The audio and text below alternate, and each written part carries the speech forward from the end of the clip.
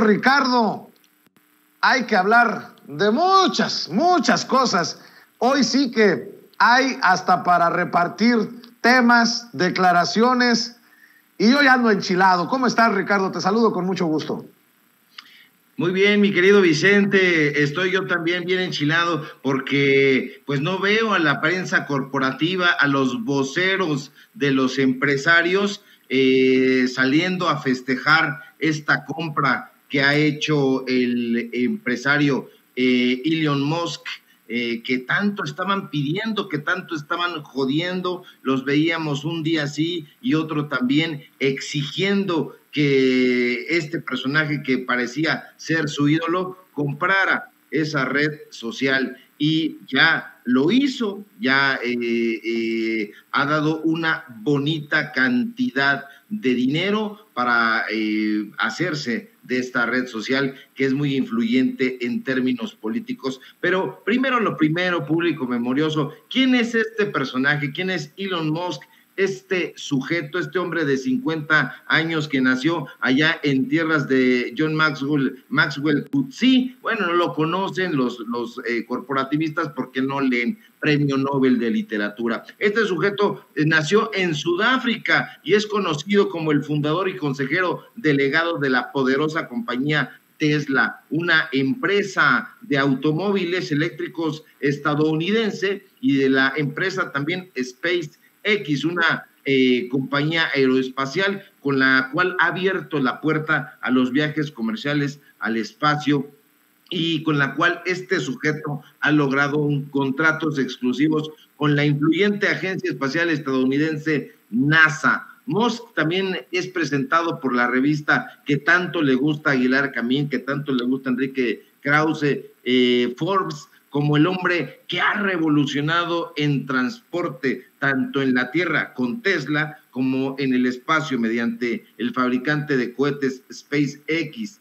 Ahora, este empresario que posee, además de la nacionalidad sudafricana, la canadiense y la estadounidense, es considerado por algunos empresarios que tienen la boca abierta, pues como un visionario, pero al mismo tiempo es un personaje terrorífico, un personaje polémico, especialmente conocido por su hiperactividad en las redes sociales, especialmente en Twitter, donde le gusta opinar de múltiples temas, más allá incluso de lo llamado políticamente correcto.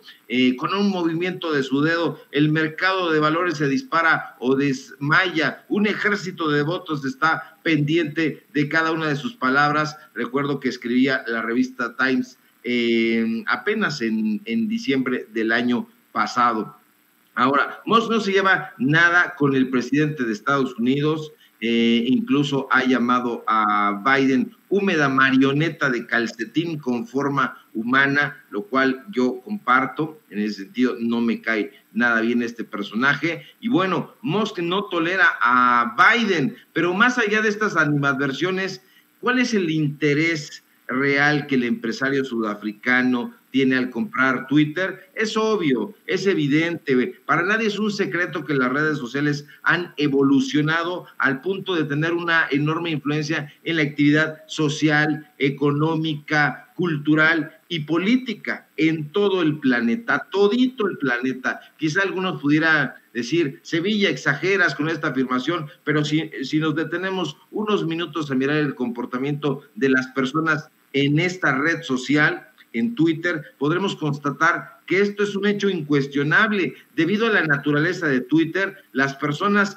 ahí solemos ser muy espontáneas, solemos al calor del momento y muchas veces sin reflexionar, plasmar lo que creemos, lo que pensamos, lo que recelamos. Y eso es información suculenta para empresarios y políticos. Recordemos la máxima de que la información es poder, y es cierto que desde hace mucho tiempo han existido escritores, locutores, informadores, conductores de programas que emiten opiniones y son escuchados o vistos por sus oyentes, pero con las redes sociales esas posibilidades, público memorioso, se han ampliado y ahora cualquier persona, incluso cualquier desocupado hijo de vecina, puede expresar su opinión y ser escuchado. Ningún otro medio había conseguido elevarse a semejante escala, hay que decirlo. En las redes sociales y particularmente en Twitter hemos podido observar cómo las grandes masas suelen manifestarse a través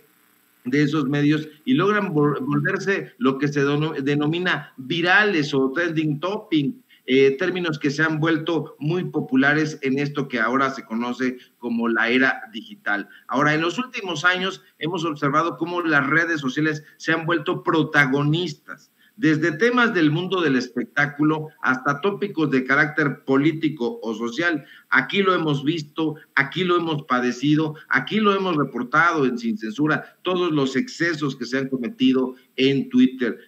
Las empresas, los políticos y los grandes líderes han notado precisamente el poder que tiene esta red social dentro de la sociedad y han entendido que necesitan presencia en ella para llegar cada vez más a sus seguidores y lograr acercarse a ellos, a ellas. Y debido a eso es que vemos que hoy en día las empresas, tanto las más pequeñitas hasta las multinacionales, tienen presencia en esta red social. Las figuras públicas, desde faranduleros en contra del Tren Maya, desde políticos, falsos morenistas y emesistas, periodistas chayoteros y libres, y desde luego grandes empresarios han decidido comunicarse a través de esta red social porque hay una comunicación muy directa. Si no, hay que preguntarle a Salinas Pliego, que ya ves cómo está duro y dale en esta red social.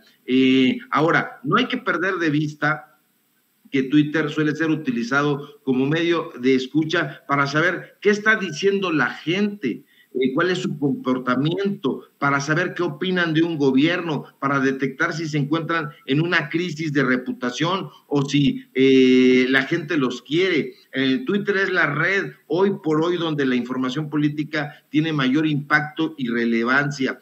Twitter es la red social en donde más peso tiene esta información. De hecho, hasta el año pasado, el 68% de la gente que estaba interesada en temas políticos solía informarse a través de Twitter, al menos una vez por semana, y ahí le daba seguimiento a los temas de elecciones, a los temas políticos. Y bueno, ahí Twitter es el mejor lugar para que los empresarios se enteren de lo que está sucediendo, de lo que está ocurriendo, para que se le dé el seguimiento a una noticia que diga cualquier político en tiempo real y ver todos los ángulos de un acontecimiento. Esto yo creo que es una de las cosas más relevantes, acceder a la información en tiempo real y directamente de boca o de sus protagonistas. Bueno, no todos, porque hay que recordar que Enrique Krause y otros tantos no saben escribir ni un tuit y para eso tienen ahí a sus secretarios.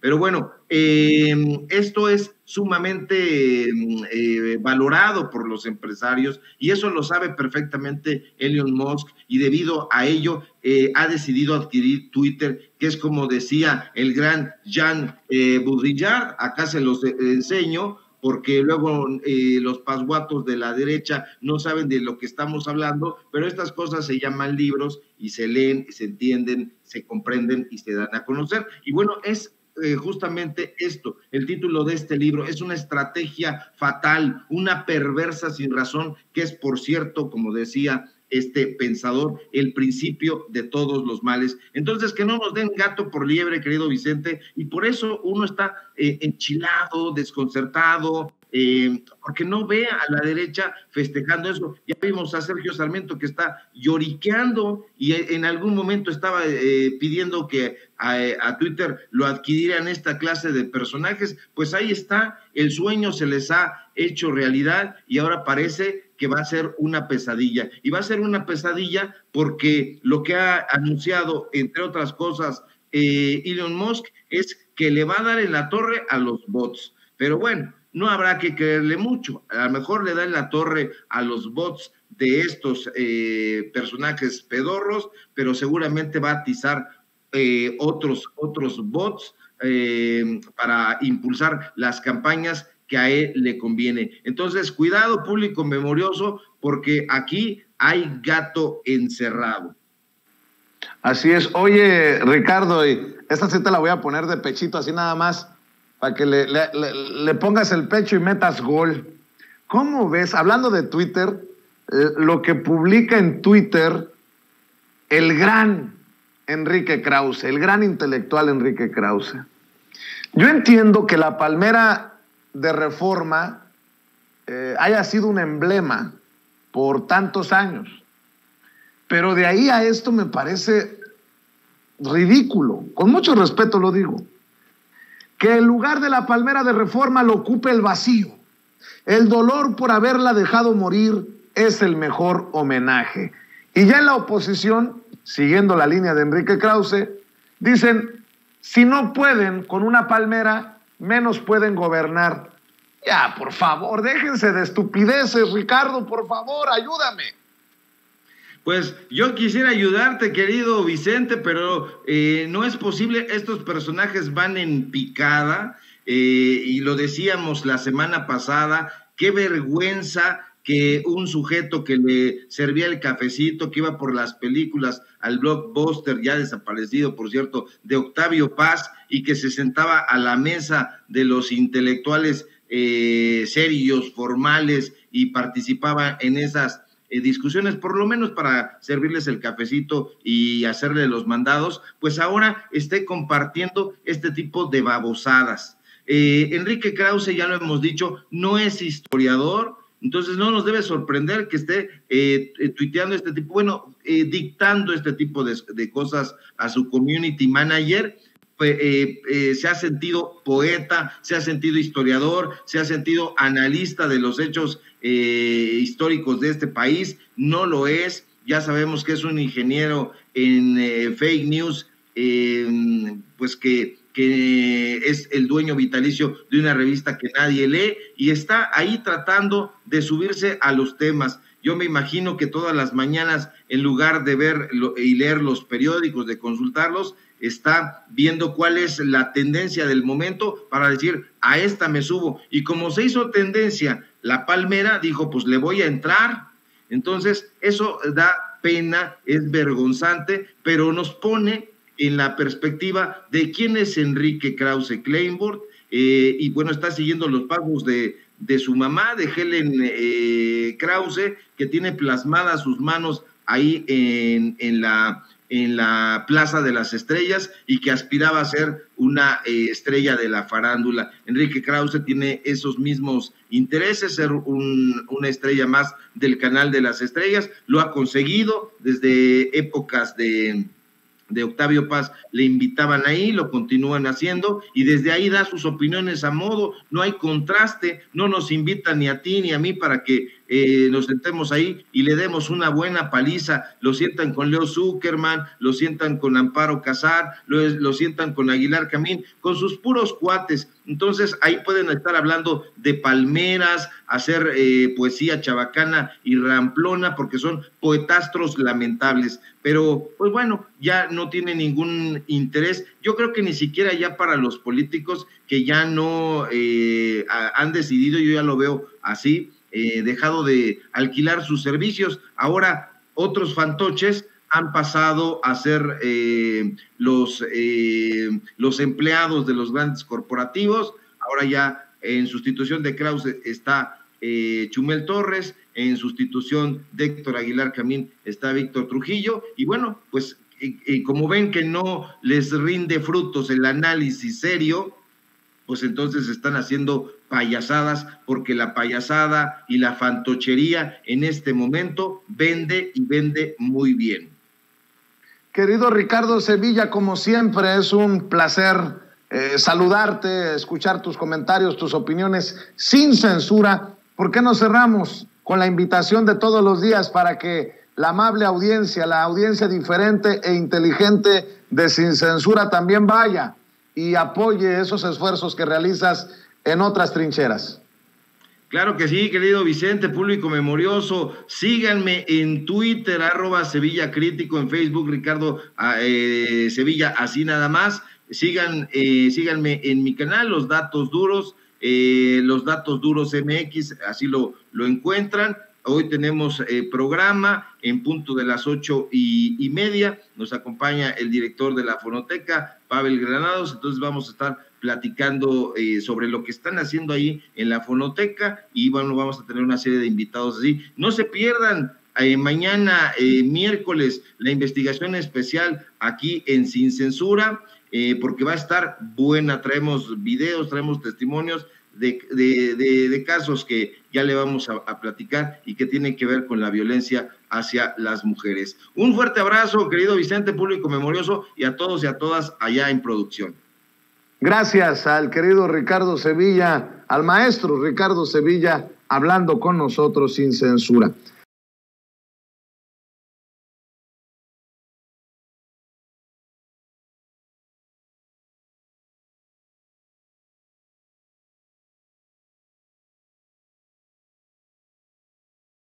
Sin censura, para hablar de temas que son también relevantes, porque por ahí un juez que es claramente anti-AMLO sigue tomando decisiones que son contrarias, creo yo, al interés del mexicano de a pie. Déjeme saludar al jurista y constitucionalista, al doctor Isaac de Paz González, quien ya llegó para hablar sin censura. ¿Cómo le va, doctor? Muy buenas tardes. Muy buena tarde a ti y a toda la audiencia, Vicente, y al excelente equipo de Sin Censura. ¿Qué tal? Pues aquí viendo cómo el juez Gómez Fierro nuevamente deja la víbora chillando y para mal, porque toma decisiones a favor de las empresas y contrarias a la Cuarta Transformación. Ahora el juez Gómez Fierro deja sin efecto la resolución de la Comisión Reguladora de Energía, la CRE, y deja operar a la empresa Iberdrola, deja vigente el permiso en Nuevo León. Ya se le había dado con la puerta en las narices a Iberdrola, y ahora este juez sale a respaldar a la empresa, este juez que ya es conocido por sus decisiones anti-AMLO. Doctor, ¿cómo ves? Mira, Vicente, más que anti 4T, más que anti-AMLO, el juez Gómez Fierro está actuando en contra de la propia Constitución, de la propia ley de amparo y de los principios que rigen el juicio de amparo. Este juicio, Vicente, que es el 29 de este año, tramitado en su juzgado, tiene por objeto que Iberdrola prolongue un permiso que le venció. Eso es algo muy importante. Iberdrola obtuvo un permiso en el 2002 y ya venció el plazo. Arteramente, mañosamente, de forma ventajosa, promueven un amparo que se les extiende el permiso. Aquí es el gran error que nuevamente comete el juez Gómez Fierro. El juicio de amparo no es un instrumento para proteger, los presuntos derechos o las expectativas que tenemos las personas de obtener otros derechos. El juicio de amparo protege los derechos humanos.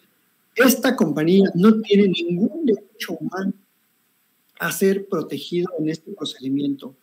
Una cosa es que tenga derecho a que la comisión pueda escuchar su planteamiento y posiblemente renovarle su contrato, pero esa es otra cosa muy distinta. Simplemente el contrato ya venció y la decisión que la he leído consta de 9 páginas, la decisión en que suspende esta negativa de la Comisión Reguladora de Energía y que Iberdrola impugna. La decisión del juez Gómez Fierro se aparta de los principios más elementales del juicio de amparo, que es que exista un derecho humano que eminentemente pueda ser violado para que ese acto sea suspendido.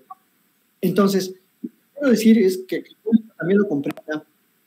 No es que Iberdrola no tenga derechos, es que no existe ninguna obligación de las autoridades a renovar contratos. ni a renovar licencias. Son actos administrativos, porque incurriríamos en el absurdo entonces de que todos los contratos, licencias o concesiones duraran lo que quiera el concesionario. Pudieran durar, no sé, un año, 200. Entonces estaría como sujeto a la discrecionalidad de quien presta ese servicio. Y eso sería muy absurdo, porque entonces el Estado sería una categoría como marginal, como el Estado no contaría nada y el Estado tendría que estar obligado a hacer contratos con quiera, hasta conmigo, o contigo, o con el público. Y todos tendríamos derecho a decir, yo también tengo derecho a que se me renove o se me dé un contrato de autoabastecimiento. ¿Por qué? Nada más porque quiero, porque es mi derecho. Entonces, es una absoluta falacia. Es una decisión muy desafortunada nuevamente de Gómez Fierro. Yo el año pasado lo dije cuando suspendió con efectos generales la ley de la industria eléctrica, que era un error garrafal del juez.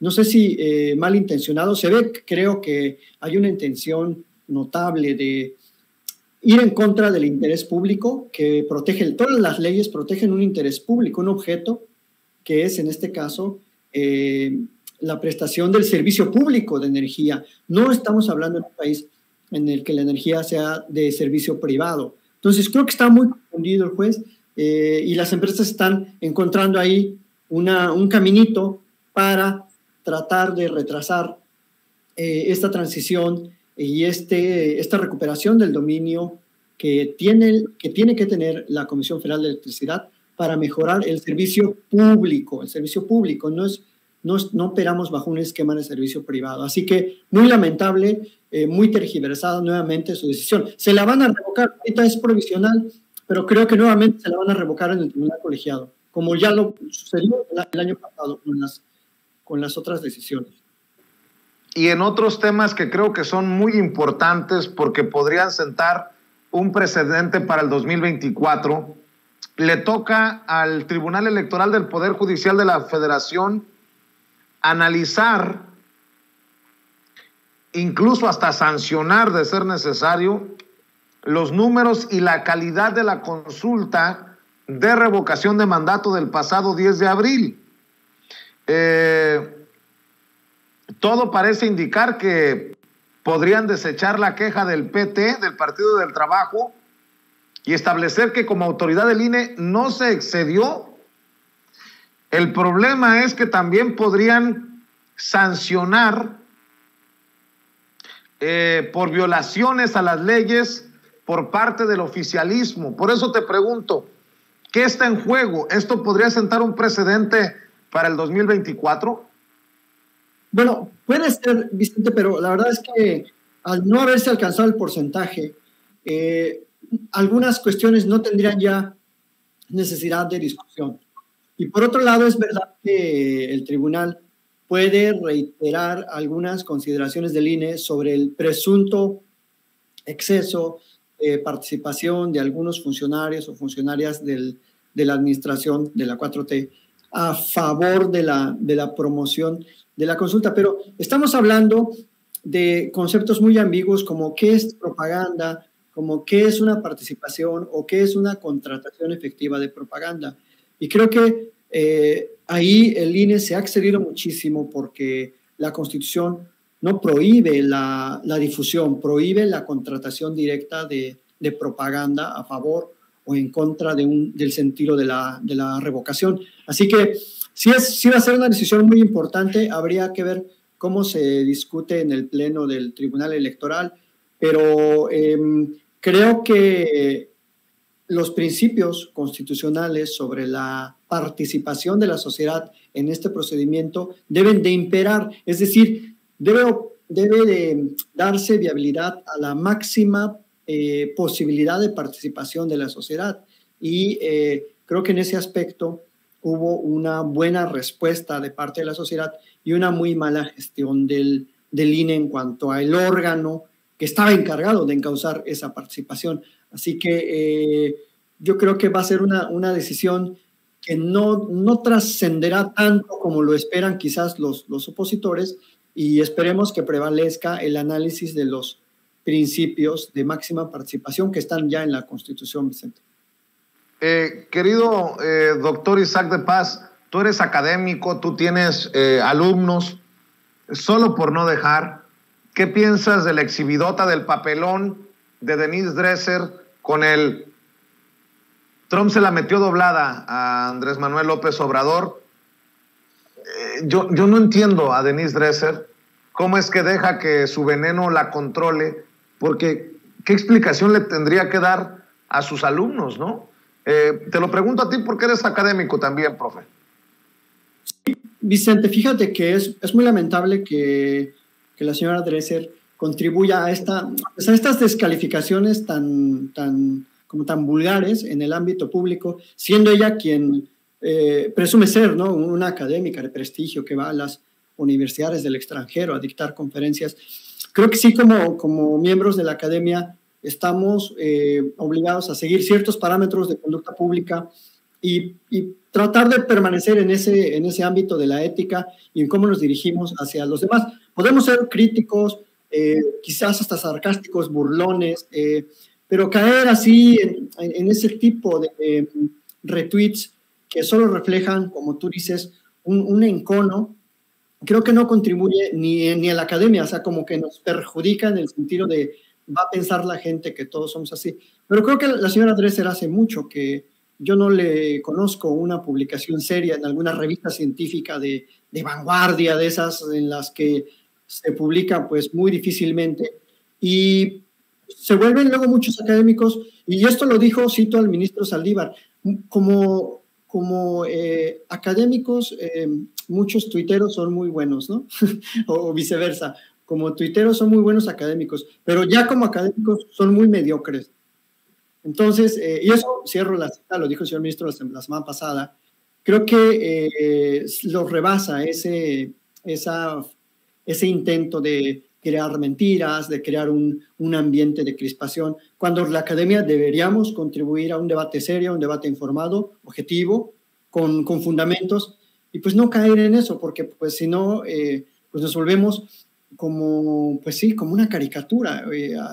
Yo creo que un sector que se ha vuelto de esa manera. Así que pues gracias por la pregunta, y bueno, yo espero que la señora Dresser recapacite y vuelva al sendo camino de la ciencia política, del que se alejó hace ya creo que un buen rato. Doctor Isaac de Paz González, ¿por qué no compartes con la audiencia de Sin Censura cómo te siguen, en dónde te siguen, en dónde te apoyamos, doctor? En mis redes sociales, en @Isaac de Paz, en Twitter, y en mi canal de YouTube.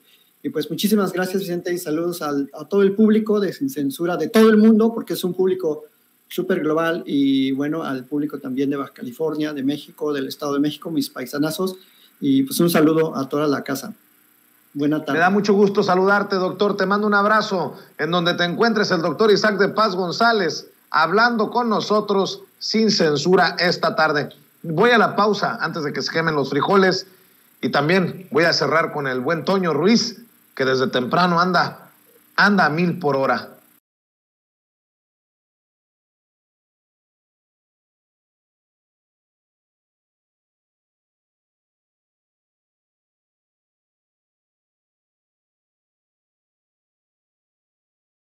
Déjeme saludar para hablar de este y otros temas a Jorge Gómez Naredo, coordinador del periódico Regeneración, analista político, colaborador de la revista Polemón y miembro de esta familia Sin Censura. Querido Jorge, te saludo con mucho gusto. ¿Cómo estás? Hola, querido Vicente, ¿cómo estás tú y cómo está todo tu auditorio? Encantado de estar aquí contigo. Muy contento. Oye, mi querido Jorge, pues se queja de la democracia que creía que había en México Denise Dresser, cuando ellos son los que le dicen que se la metió doblada Trump, que ellos son los que lo llaman pendejo, petulante, mesías tropical, ellos son los que lo llaman aldeano macuspano, ellos son los que dejan correr lo del cacas en redes sociales, ellos son, mi querido Jorge Gómez Naredo, pero ellos también son los cobardes. Ellos también son los que se tiran al piso cuando son exhibidos y se dicen víctima de este cuasi dictador llamado Andrés Manuel López Obrador. Nótese mi sarcasmo. Sí, querido Vicente, en realidad lo que al nivel que llegó Denise Dresser, porque Denise Dresser pues es colocada como una de las grandes analistas, de las grandes intelectuales de la oposición. Aparece en varios medios de comunicación, se le publican sus libros, se le da trato de académica, se le da trato de especialista, de analista, de que sabe de todos los temas y especialmente las cuestiones internacionales. Y pues con esta imagen que tiene, con este, digamos, halo que le han formado sus propias, los lugares en donde labora y los lugares en los medios de comunicación donde participa, pues su análisis de la relación entre México y Estados Unidos se resume en que Trump se la metió doblada a Andrés Manuel, ¿no? O sea, con un lenguaje verdaderamente carente de toda ética, y sí haciendo referencia a una expresión de Paco Ignacio Taibo, pero en un contexto completamente distinto, y ella como también crítica de esa declaración de Paco Ignacio Taibo, pero además con un conjunto de mentiras, porque el tuit todo es mentira, como hoy lo señaló Andrés Manuel, ¿no? Trump exigió y AMLO entregó, ¿no? Trump amenazó y AMLO cedió. Trump demandó militares fronteras y AMLO cumplió. Trump impuso condiciones y AMLO cedió soberanía. Si uno analiza un poco el discurso de Trump y a la gente a la cual va dirigida estas bases y en este momento preciso, pues sabemos que es una cuestión electoral donde él está tratando de levantar su imagen, tratando de consolidar una posible candidatura a la presidencia en un momento posterior, también donde está tratando las próximas elecciones del partido, apoyando al Partido Republicano. Entonces lo que tenemos que es un discurso dirigido hacia un sector donde sí utiliza esta parte y en contraste con lo que está sucediendo en Estados Unidos. Así siempre ha actuado Trump. Es una persona pendenciera, es una persona que insulta, es una persona que amenaza, es una persona que miente muchísimo, y pues por supuesto que estas declaraciones se deben ver en ese contexto. Ahora, lo que ayer Andrés Manuel respondió a lo de Trump pues fue muy claro. O sea, si ustedes quieren que México y que yo participemos en las elecciones, en los procesos electorales, pues díganos, ¿no? Para pues sí, pedir el voto en contra o a favor de algún candidato. Yo creo que esa respuesta fue una respuesta muy contundente que hizo ayer. Y bueno, pues el análisis que tienen Denise Dresser, que es como la gran intelectual de la oposición, pues es verdaderamente patético, y recurrir a este tipo de insultos que en realidad no abonan a nada al discurso, digamos, a la opinión y al debate que se está realizando. Pero no solamente eso, porque más allá de esto, que fue una exhibida completa que le dio Andrés Manuel hoy a Denise Dresser y que la dejó nuevamente, pues como lo que es, ¿no? Como una persona a la cual le gana el odio y que pues hay muy poca falta de análisis. Es también el artículo, me parece que es muy preocupante, el artículo que ella ayer publica en el diario Reforma. Ella escribe todos los lunes en ese periódico y se pone como yo traidora.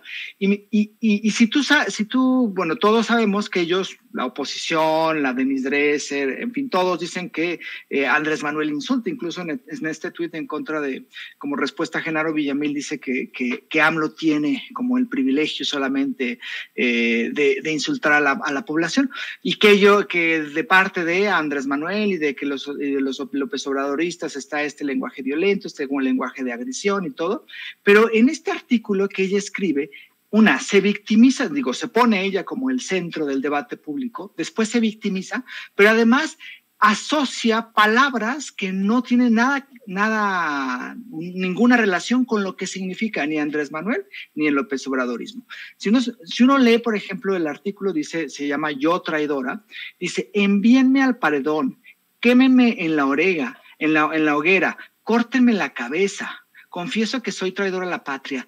Nadie de López Obradorista, ni de Morena, ni de las personas que simpatizan con Andrés Manuel está diciendo que van a enviar al paredón a los que votaron en contra de la reforma eléctrica o a los que están en contra del gobierno. Nadie les dice que les van a quemar en la hoguera. En realidad, los que dicen que les van a quemar en la hoguera son sus amigos, ¿no? Como Martín Moreno. Nadie les dice que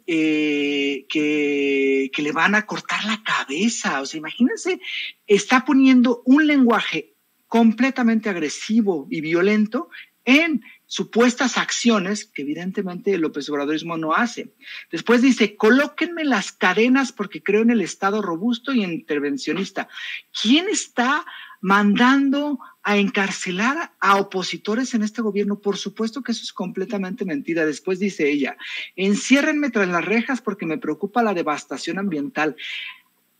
¿Acaso hay alguna persona que por estar en contra del gobierno de Andrés Manuel esté encarcelado? No hay ninguna persona, y ella está tratando de poner este tipo de elementos de acción violentos como si los realizara el gobierno de Andrés Manuel, ¿no?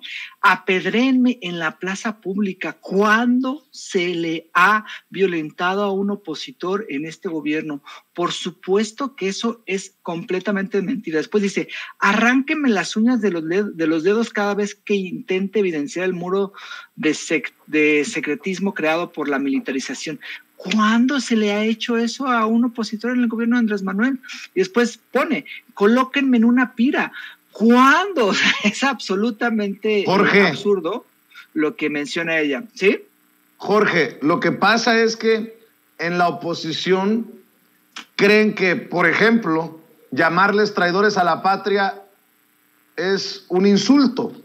No, es un señalamiento claro, no es un escupitajo, no es una mentada de madre. Llamarlos traidores a la patria es por algo.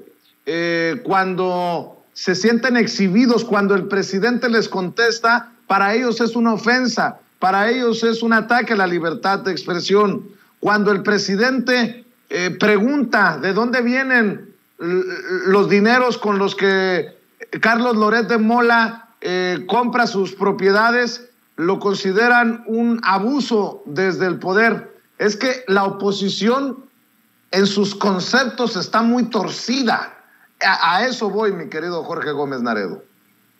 Sí, por supuesto, pero ellos colocan un lenguaje muy violento en ¿cómo se llama? En las palabras, como si en realidad Andrés Manuel lo realizara. Pero en realidad lo que ha hecho es lo que bien señalas. O sea, lo único que ha hecho este gobierno es responder a los insultos, a las agresiones, a las mentiras sistemáticas que medios de comunicación y estos, digamos, analistas dicen todos los días. Es decir, que ellos mientan, eso está bien, pero que Andrés Manuel les diga, oigan, señores, están mintiendo, ¿cómo es posible? Nos está agrediendo, nos está quemando, nos está mandando al paredón. Es decir, hay una victimización de parte de estos opositores y entonces le colocan adjetivos completamente violentos a un gobierno que lo único que ha establecido y lo único que ha señalado es que ha abonado al debate y me parece a la libertad de expresión. A nadie se le ha coartado la libertad de expresión y a nadie se le ha impedido decir cualquier cosa. Tan es así que, por ejemplo, Martín Moreno pidió que a los morenistas se le quemaran en el Zócalo y nadie le dijo vamos a meterlo a la cárcel, vamos a hacerle una demanda, absolutamente nada. Y claro que hay derecho desde el gobierno, desde Morena, que se les señale como traidores a la patria, porque esos son traidores a la patria. Votaron en contra de una reforma que buscaba la soberanía, han votado en contra de los mexicanos, y además son corruptos, porque sus votos no necesariamente son porque respeten una especie de modelo económico. Sus votos son porque llegan un montón de dinero y porque tienen un montón de intereses en eso, ¿no? Entonces me parece que es una victimización que hacen los de la oposición, colocan adjetivos y, digamos, acciones que jamás el gobierno de Andrés Manuel realizaría, ni siquiera los seguidores de Andrés Manuel, y entonces ellos hasta ahora son como unas blancas palomitas y se ponen como si fueran los grandes héroes de la libertad, porque la señora en el artículo dice, yo soy traidora, y si quieren pegarme, y si quieren apedrearme, no importa, yo lo voy a seguir haciendo. Eso, por supuesto, que no lo diría en un gobierno autoritario, porque ni siquiera ella podría criticar un gobierno autoritario, aunque creo que en un gobierno autoritario ella estaría del lado de los autoritarios. Oye, Jorge, ¿y qué me dices de esta corresponsal? Yo creo que no violó reglas no establecidas al mencionarla con nombre y apellido, Dalila Escobar, quien asegura que básicamente Andrés Manuel López Obrador en sus giras va a todo menos a lo importante, que en Sonora solo va a los estadios de béisbol. Y me llama mucho la atención el planteamiento de la corresponsal, porque es falso. Y hasta el presidente le pone un alto. En Sonora el presidente se ha reunido con yaquis, con seris, con las comunidades indígenas, ha venido a muchas cosas que no tienen que ver necesariamente con el béisbol, pero la forma de plantearle las cosas al presidente nos deja claridad de lo que buscan los corresponsales, los colegas. Déjame rescatar esta situación que ocurrió en la mañanera y me das tu opinión, porque es básicamente lo que ocurre en los medios tradicionales cuando hacen sus análisis, cuando hacen sus reportes. Vea y escuche. Hay muchos estados, pero también, por ejemplo, en el caso de Sonora, han insistido en poder reunirse con usted. Si bien es cierto que pudieran ser en algunos momentos atendidos por la Secretaría de Gobernación, la Subsecretaría de Derechos Humanos, lo que ellas dicen es, y lo que usted planteaba con otros grupos, temas ambientalistas, demás, del contacto directo, de qué tiene que aprenderle el Estado a estas mujeres que ellas mismas han tenido que salir a buscar a sus hijos y los han encontrado, hijos, hijas, si usted les daría en algún momento audiencia, porque cuando va a Sonora a veces, bueno, pues lo vemos también pues atendiendo asuntos de béisbol, que es un asunto que usted menciona, que es atender las causas para los jóvenes, no voy a eso, pero nada también más, o sea, ya ahí sí te pasaste. No, pero o sea, no. No, pero me refiero a que si en algún momento usted le pudiera dar una atención, una audiencia a las madres buscadoras cuando va a Sonora, al menos.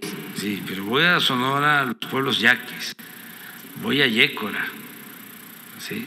Voy a ver a los guarijíos, ¿sí? Voy a ver a los seris, voy a Cananea, o sea, porque no se puede simplificar, ¿no?, a ese extremo que lo estás haciendo, que voy a Sonora al béisbol. No, en algún momento cuando usted fue, claro que fue a los pueblos originarios, pero ellas lo que decían es, si en algún tiempo que pudiera usted dedicar tal vez a este tema de los estadios, que pudiera hacer con ellas. Cada vez que puedo, y tengo comunicación con la gente, con todo el pueblo. Pero no las atendería directamente. Sí, se atiende y los están atendiendo como nunca. Nunca se había atendido tanto a quienes sufren por la desaparición de sus seres queridos. Creo que esto también es parte de la valía de la mañanera, mi querido Jorge Gómez Naredo. Todos tenemos, como periodistas, pues la posibilidad de plantearlo como te plazca, lo que vayas a preguntarle o lo que le vayas a decir al presidente. Pero ahí está el presidente también para responder, para refutar. Y creo que aquí está claro, por ejemplo, el planteamiento de la periodista y el presidente diciéndole, ahí ya te pasaste. Espérate que salgan muchos a decir en Twitter y hacer un Spaces, todos somos Dalila. No lo dudaría ni tantito, mi querido Jorge Gómez Naredo. Sí, no, es que me parece que la simplificación, como bien lo señala el presidente, es verdaderamente aberrante, porque prácticamente le dice, pues usted nomás va a inaugurar estadios de béisbol y no se reúne con la gente.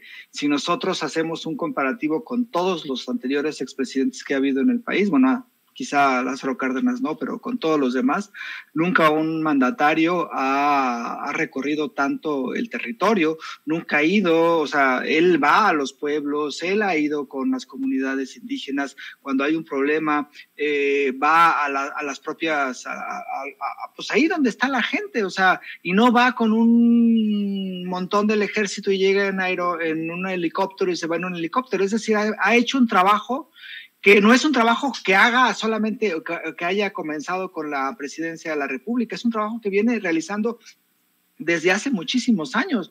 Él, en realidad, Andrés Manuel, es la persona que más conoce al país, sin duda. Cada uno de sus pueblos tiene una memoria impresionante para los pueblos, para las comunidades, para las personas incluso que habitan en esos lugares, y es como una agresión en realidad que Dalila haya simplificado diciendo, pues es que usted nada más va a inaugurar estadios de béisbol y no va a atender a las personas, cuando también en este gobierno se han abierto las puertas a muchísimos grupos que antes estaban completamente cerrados. O sea, ahora, por ejemplo, si hay un planteamiento, y muchísimos reporteros lo han hecho, o sea, hay una persona que necesita esto, un grupo que necesita esto, pues entonces se atiende y entonces se manda también a los secretarios o a una persona especializada en eso. Es una agresión lo que hace Dalila, pero también queda de cierta forma exhibida, porque esta simplificación es verdaderamente aberrante y no se le puede recriminar que no salga de Palacio Nacional o que no salga de su oficina para atender a la población. Si no hubiera sido por la pandemia, ya hubiéramos tenido no sé cuántos recorridos por todo el país. Fue a los hospitales que jamás visitaron antes de la pandemia. Cada fin de semana visitaba 3 o 4 hospitales para ir con las enfermeras, para ir con los médicos, y en las comunidades, hospitales pequeñitos, y decir, bueno, ¿qué es lo que falta? Y después lo mismo ha hecho en muchísimos otros lugares. Entonces, que ahora salga que nada más va a inaugurar grandes obras, me parece una completa agresión. No solamente al presidente, sino a la inteligencia. Y creo que eso es algo muy importante, como lo señalas, de las conferencias de prensa. El reportero está siendo observado por la gente, por el pueblo. Y por supuesto que la gente se da cuenta de eso y tiene el derecho a esa gente de exigirle, como le ha exigido hoy a esta reportera, pues que no simplifique y que no mienta de esa forma, ¿no? Incluso, pues Andrés Manuel también lo señaló. Generalmente él siempre deja hablar, sea lo que sea, pero creo que esto sí fue verdaderamente muy agresivo para toda la labor y para todo lo que significa, digamos, este modelo, esta forma de hacer política que podríamos llamar el López Obradorismo, de ir pues en la tierra, ensuciarse los zapatos y quemarse con el sol en el territorio, y no solamente llegar a lugares donde hay aire acondicionado y donde no hay gente y decir que se inauguraron grandes obras. Entonces sí me parece que ahora sí, como bien lo dice Andrés Manuel, se pasó, y que bueno, es una constante también del trabajo que hace esta reportera, pero pues que hoy sí me parece que fue demasiado y cruzó un límite, pues no solamente a la inteligencia o a un límite con el presidente, sino con todos los que observan la mañanera. Sí es, mi querido Jorge Gómez Naredo, ¿por qué no cerramos invitando a la gente para que te apoye en tus diferentes trincheras independientes, en tus diferentes esfuerzos? Pues estamos ahorita realizando el próximo número de Regeneración. Yo creo que en una semana y media ya lo vamos a tener ya bien montado, ya incluso ya para impresión. Y bueno, colaboro en el portal polemon.mx es la página, y en redes sociales está como Revista Polemon, tanto en Facebook como en Twitter. Y yo estoy en Twitter como JG Naredo, y pues también estoy en Facebook como Jorge Gómez Naredo. Así es, pues te agradezco mucho, Jorge, como siempre, que estés aquí en Sin Censura. Te mando un abrazo, échale muchas ganas. Igualmente, muchísimas gracias, querido Vicente, a ti, al auditorio y a todos quienes hacen posible Sin Censura. Claro que sí, un abrazo. Amigos, amigas, regresamos en breve, pero mientras seguimos hablando sin pelos en la lengua, sin censura, usted puede suscribirse a nuestros 3 principales canales en YouTube. Sin Censura Media, en donde tenemos más de 1.600.000 suscriptores, Sin Censura TV, en donde tenemos más de 1 millón de suscriptores, y en Sin Censura Presenta, en donde queremos llegar muy pronto a los 100,000 suscriptores. Si usted ya está inscrito en Sin Censura Media, suscríbase en Sin Censura TV. Si ya está suscrito en Sin Censura TV y Sin Censura Media, suscríbase a Sin Censura Presenta. Recuerde que es gratis, no tiene que sacar un solo centavo de su bolsillo para apoyarnos. Dele clic en la campanita para que los señores y señoras de YouTube envíen las notificaciones cuando estemos transmitiendo en vivo y en directo o estemos subiendo videos. También nos puede seguir en Twitter en @Vicente Serrano y hasta en Instagram. Ojo, también estamos en Instagram. Son nuestras redes sociales y con el apoyo de ustedes seguimos creciendo, porque con ustedes todo, sin ustedes nada.